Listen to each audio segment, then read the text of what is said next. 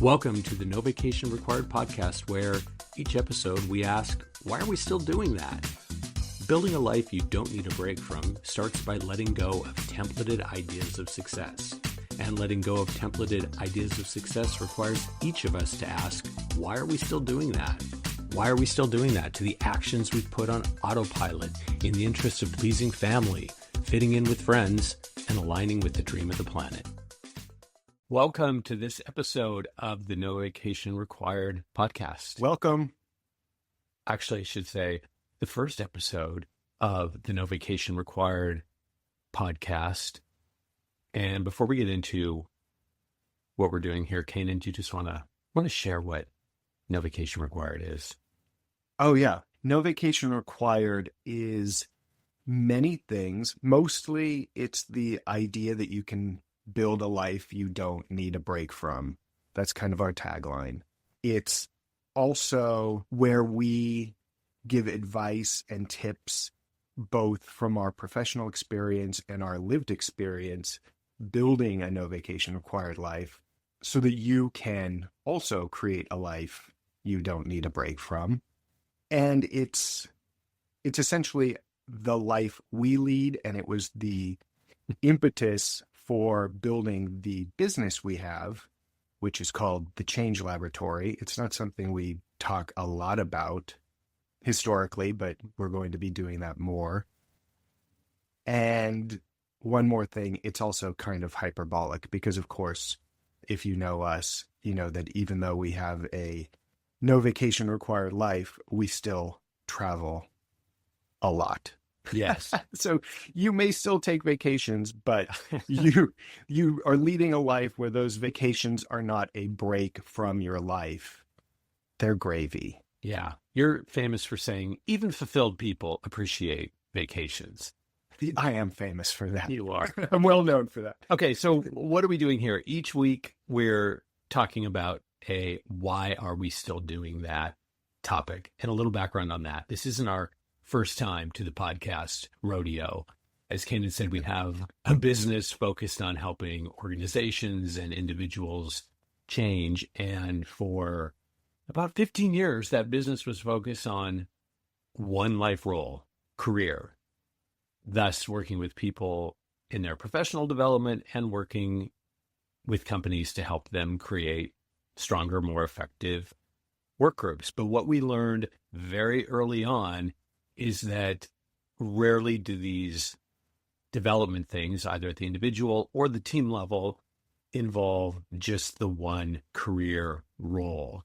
There's always something going on in the background because we are all many roles. We always say you have many roles, but there's only one you. During the latter part of those 15 years, we were, very eager to kind of shift to be able to help the holistic you and to be able to help companies understand that the more they care for the holistic individuals who make up their teams, the better those teams are going to perform. So the pandemic was a great time for us to switch things up. We had the time to kind of lean into making these changes over the past couple of years. And now we're doing just that. So we've taken what used to be our Stop Hating Mondays podcast, which was mostly career oriented. Yeah. And we've stopped that and we've replaced it now with this focus on the bigger, more holistic you that is the you comprised of all the roles you play. And also, again, back to that work world, but helping employers understand that focusing on the entirety of your team members is a big positive move, because we talk a lot about having Sunday Scaries free teams. Yes. We want organizations to have Sunday Scaries free teams, and that involves considering more than just the career role.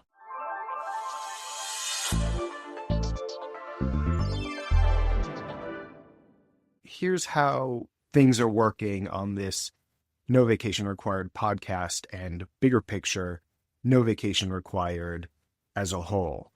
Every month, we're tackling a specific topic related to No Vacation Required.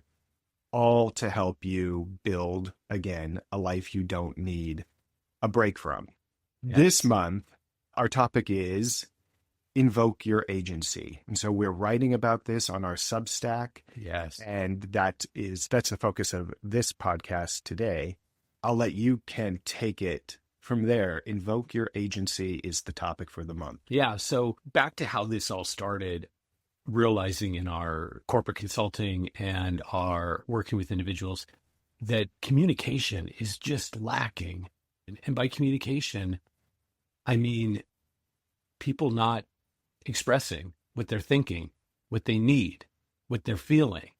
And we realized again early on that we're not taught to know ourselves.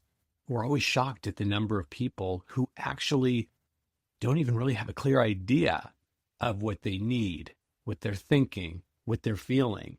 We realize that we're not taught this. We're not encouraged to examine this. We're taught a bunch of other stuff, but we're not taught to know ourselves. Yeah, in fact, a lot of times you actually put this, you or I put this on social, that so many of the problems we see with our individual and corporate clients are not related to what's happening in the workplace, but what's not happening.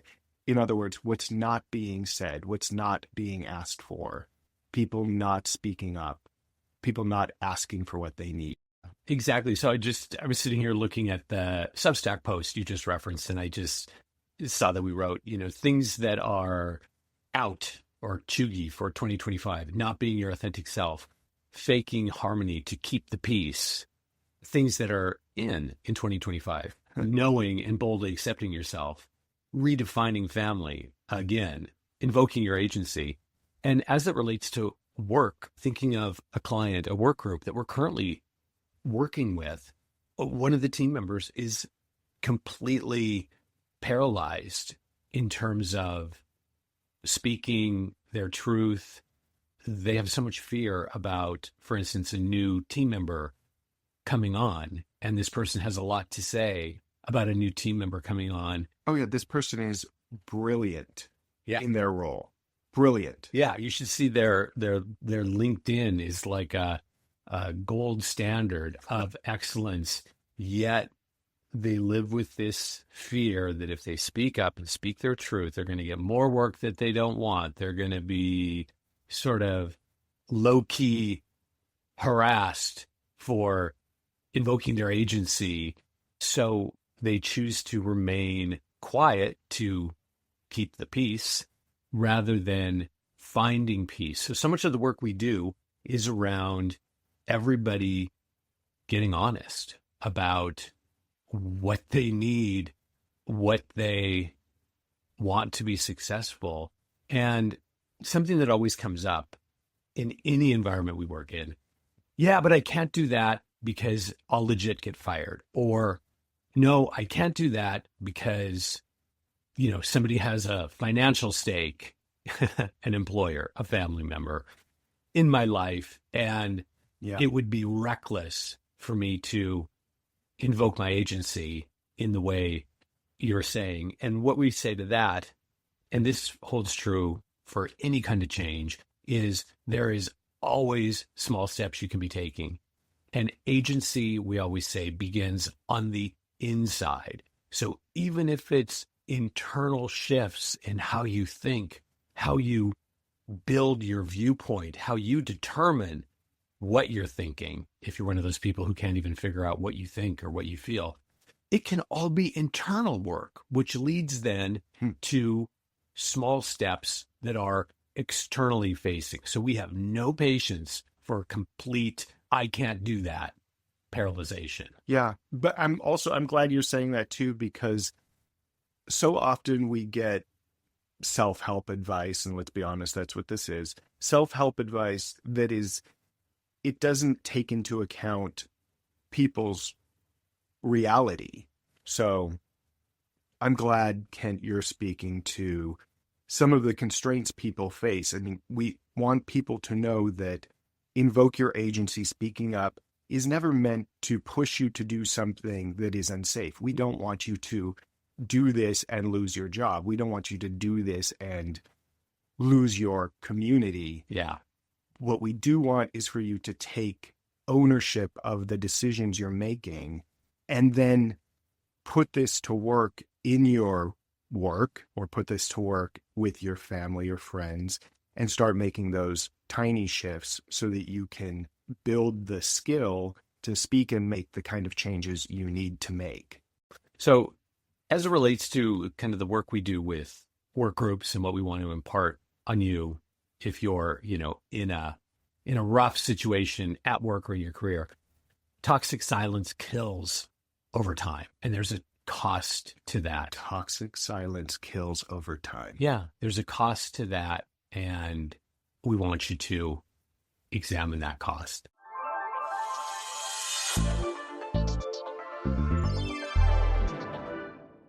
So this first episode of the podcast was really motivated by something we see every year around the holidays, and it drives us crazy. And I referenced this in the Substack post where people will say, well, I'll just read this to you right from our Substack post. You don't owe anyone anything. If being yourself around family is too much, just do what you need to do. And, as Caanan pointed out in the last segment, and I'm going to say again here, in some cases, yeah, you've got to protect yourself at all costs. This isn't about recklessly bringing your entire self to everything. No, but this idea, and it's getting increasingly dangerous, take it from us who have lived experience in our own lives, and equally as importantly, in the lives of thousands of people now over 15 years that we've helped. This paralyzed version of keeping the peace where nothing is happening, where in these personal situations, attending that uncomfortable holiday dinner, you don't say thing. Yep. Your neighbor, who you never talk to, knows you more than these family members who you feel you can't be yourself around. So we want to talk about the cost of this, the cost of keeping the peace, and how the upside is so important for you, for those you love, even if there is a cost, for your community, however you define community. Yeah. Caanan, speak to that. I love the way you talk about keeping the peace versus finding peace. Well, let's just cut to the chase. There's nothing peaceful about keeping the peace. It may feel like that's going to be the easiest way to get through dinner or a day at work or any sort of event where you have to be around other people. Yeah. But in fact, it's not peaceful. It makes you feel resentful. It makes you feel silenced. Yeah, let me share these things. I jotted down. Delays growth, increases stress, creates resentment, as you said. You miss those opportunities for deeper connection. And this is one that really gets me. It perpetuates inauthenticity. I don't even know why the term keeping the peace even exists, because it's so unpeaceful. It's so hurtful internally and to your relationships. But imagine how, well, you probably don't have to imagine, because so many of us are doing this, and trust us, we know how hard it is to speak up, how hard it is to be your authentic self around especially loved ones, but at work as well. You can go your entire day gray-walling or gray-stoning or yellow-stoning or whatever the term du jour is for just numbing yourself out and not being your authentic self, to the point where you can lose sight of who you even are. Completely. You're so busy tampering down your authentic self that you don't even know who that person is anymore. Again, we're practical guys. No vacation required is all about practical advice. We know it's hard. We know it's scary, but it's essential to your mental health, and it's essential to your well-being to start to find ways to be your authentic self as much as you possibly can and connect with that person, because, as Kent already said, you need it, the world needs it. Let me just say, the most enduring change occurs when we're all more ourselves and we communicate more of our needs. So many problems, as we said, in the workplace and with people, stem from what's not said, what's not expressed. And we're huge advocates for positive psychology. There's a way that you can increase your personal agency, live authentically, check all the boxes around positive wellness, positive well-being, positive change by taking a positive psychology approach. And that is giving yourself grace, looking at the upside, having a bright-sided take on these things rather than letting those voices, external and especially internal, that say, don't do that, this won't work. Constricting messages, expansive messages are key here. And this isn't toxic positivity. Oh, yeah. This is what I wanted to jump in and say, because it's so easy to mistake positive psychology for toxic positivity. Kent, this is your area of expertise, but I think I can say comfortably that positive psychology is about looking at things honestly. Yes. Saying this is going to be hard. This is going to be difficult. This is scary, but there is a positive side to this. And instead of letting the fear and the scary narrative dominate, you're going to just be honest about the situation, but have that expansive view and focus on the positive outcomes. Yes. Yeah. So here's what positive psychology does. Some of the things it does. Again, taking these steps forward that enhance your agency and kind of taking a bright-sided attitude. Aligning with your values fosters genuine happiness. Taking ownership of your decisions boosts confidence. Speaking your truth strengthens relationships because you're building trust. Living authentically enhances motivation by aligning your actions with your intrinsic goals. And so much of the work we do with people in work groups is you want to match what's inside you with what's outside you, what you think and feel with how you act. And then you're able to go to the next level where how you're acting is aligned with other people's perception of you. All this is to say that then the courage you're exhibiting by acting in a way that aligns with who you authentically are is also motivating to other people and helps create not only this sense of agency within you, but among your community, a feeling of, oh, we can all move forward in this way together.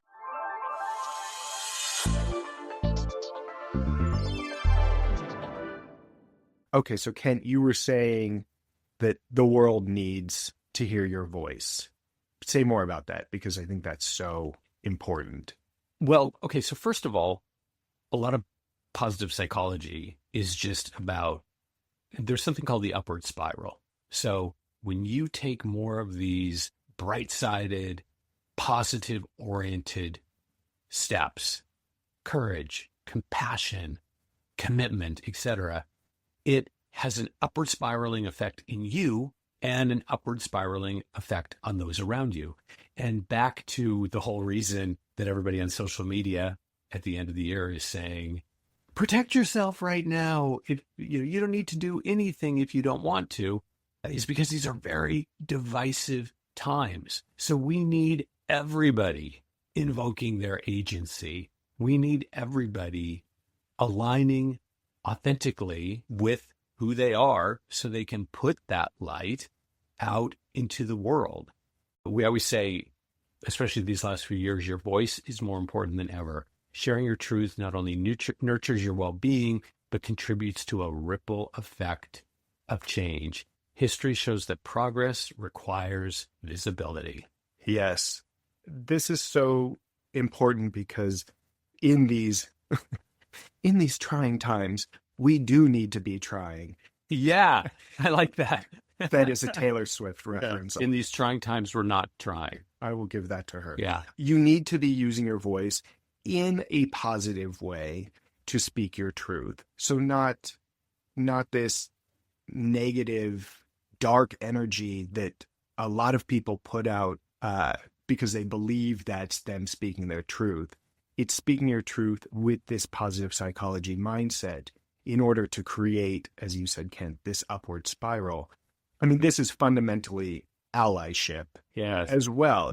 What I wanted to say here about allyship is that you can do this not just for yourself, but for other people. Use your voice in a positive way to speak up for other people. And that helps you build the skill within yourself to speak up for yourself, because it's a lot easier to speak up for other people when you don't, especially when you don't have a horse in the race. Yes. And go ahead. No, go. Yeah. We've had this interesting thing happen because the last several years, people have been very understanding of allyship and very interested in learning ways that they can get on board and be better allies. But Caanan and I talk to people a lot about, what about self-allyship? So by doing this thing that might be more comfortable in a way, this external thing, being an ally to a underserved community, for example, you're also then being an ally to yourself, whether you're aligned with that group or not. Giving that love externally is also giving you love internally. You need a self-ally. And back to where we started about invoking your agency as an individual with a career or as an individual with loved ones, you need to be your own ally, which is going to make you a better ally in the broader world. Yeah. And before we just close this out, I want to say on this topic, there's a flip side to this. It's important for all the employers out there who are listening to this. You need to allow your people to speak up. You need to request that people be their authentic selves. You need to create, the space for people to show up as their authentic selves. Because if you don't, you're missing out on so much brilliance, so much innovation. And I just want to wrap it right back to the person that Kent referenced early on in the podcast, who is so brilliant in their job and is afraid to speak up, and how sad that is that that person's not being able to be their authentic selves and make the kind of impact that we know that that person can make. I'm giving you snaps.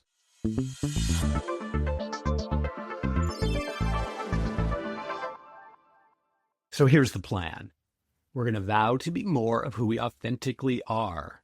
We're going to align our words and our actions with that honesty. How does that sound? I'm all in. So let's spend the most and the best time among those with whom we can be ourselves. More time with people who appreciate us. More time with people who fill our tanks. And that's such a big thing. I guess that's another episode, isn't it? Like the way we all torture ourselves, spending time with people who deplete us. Send us an email and remind us to get back to this topic alone. Make this the year where we invoke our agency, where we're finding peace instead of keeping the peace. And to keep this momentum up, these are the kinds of things we're going to be talking about this year. Again, tackling a why are we still doing that topic each month. And they're going to center around what we call our life change philosophy. So life, let go of traditional ideas of success, invoke your agency, which of course we hit on today, figure out you, and embrace your new measures of success. I'll take the change part of that. Change is broken down into catalyst. It starts with knowing yourself, figure out you. Holistic, you have many roles, but there is only one you. Abundance, there's enough to go around, dream big, and share widely. Now, life is finite. Don't wait. Welcome uncertainty. Growth, operate with a growth mindset. Stay curious. And egoless. Fulfillment is an inside job. Don't rely on external fixes or others' approval. Doing this, we're going to be making ourselves better and making the world better along the way. Thanks for joining us for this episode of the No Vacation Required podcast. If you want a life you don't need a break from, a life where you live from a place of commitment and not comfort, join us for regular new episodes where you can always count on us to find a tired tradition and to ask, why are we still doing that? For more ideas, check out our No Vacation Required Substack. And if you're ready for change, come find us at thechangelaboratory.com.